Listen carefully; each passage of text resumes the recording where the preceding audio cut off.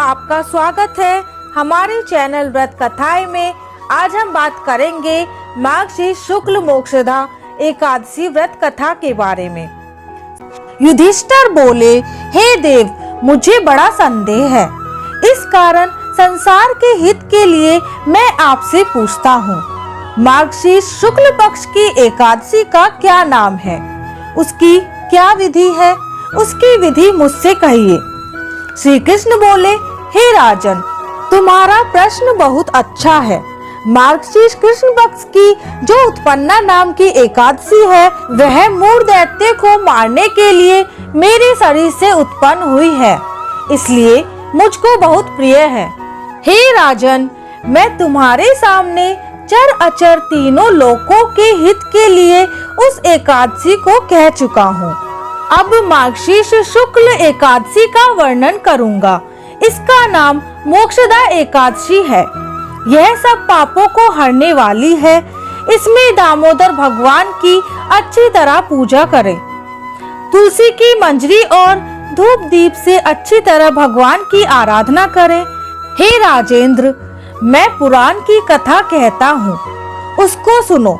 जिसके माता पिता पुत्र अधोगति में हो, वे इस कथा के पुण्य के प्रभाव से निसंदेह स्वर्ग को चले जाते हैं। हे राजन, वैष्णवों से सुशोभित चंपक नामक सुंदर नगर में प्रजा को पुत्र की तरह रक्षा करने वाला बैखानस नामक राजा था। एक दिन राजा ने स्वप्न में अधोगति को प्राप्त हुए अपने पिता को देखा। यह देखकर उसे आश्चर्य हुआ। उसने ब्राह्मणों से स्वप्न का वृतांत कहा। हे ब्राह्मणों, मैंने स्वप्न में अपने पिता को नरक में पड़ा हुआ देखा है। पिता ने मुझसे कहा है कि हे पुत्र, मैं अधोगति में हूँ, मेरा उद्धार करो। स्त्री पुत्र मुझे अच्छे नहीं लगते, मैं क्या करूँ? हे ब्राह्मणों, जिसके द्वारा मेरे पूर्वजों को मोक्ष हो जाए, ऐसा दान, व्रत, तप, योग कुछ बतलाइए। ब्राह्मण बोले, हे नृप, यहाँ पर्वत मुनि का आश्रम पास में है। वे भूत भविष्य वर्तमान सबको जानते हैं। उनके पास आप जाइए। राजा उनका वचन सुनकर मुनि के आश्रम में गया। वह आश्रम शांत प्राकृतिक सौंदर्य, ब्राह्मणों और मुनीश्वरों से सुशोभित था। राजा ने वहां जाकर मुनि को साष्टांग प्रणाम किया।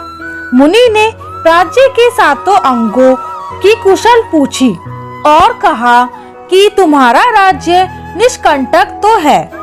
राजा बोले, हे विप्र, आपकी कृपा से सब कुशल होने पर भी कुछ विघ्न उपस्थित हो गया है। हे ब्राह्मण, मुझे कुछ संदेह है, उसको आप दूर कीजिए। पर्वत मुनि राजा के यह वचन सुनकर नेत्र बंद करके भूत भविष्य को सोचने लगे। फिर राजा से बोले, हे राजेंद्र, आपके पिता के पाप को मैंने समझ लिया है। तुम्हारे पिता ने काम के वशीभूत होकर एक स्त्री को रति दी और दूसरी स्त्री के आग्रह करने पर भी ऋतुदान नहीं दिया। इस कर्म से वह नरक में पड़ा है। राजा बोला, हे मुने, किस व्रत और दान से उस नरक से मेरे पिता का उद्धार होगा? वह उपाय मुझसे कहिए। मुनि बोले, मार्गशीर्ष शुक्ल पक्ष में मोक्षदा नाम की एकादशी है। तुम सब लोग उसका व्रत करके उसका पुण्य पिता को दे दो। मुनि के इस वचन को सुनकर राजा अपने घर आ गया। जब उत्तम मार्गशीर्ष मास आया, तब राजा ने स्त्री पुत्र सहित विधि पूर्वक व्रत करके उसका पुण्य पिता को दे दिया।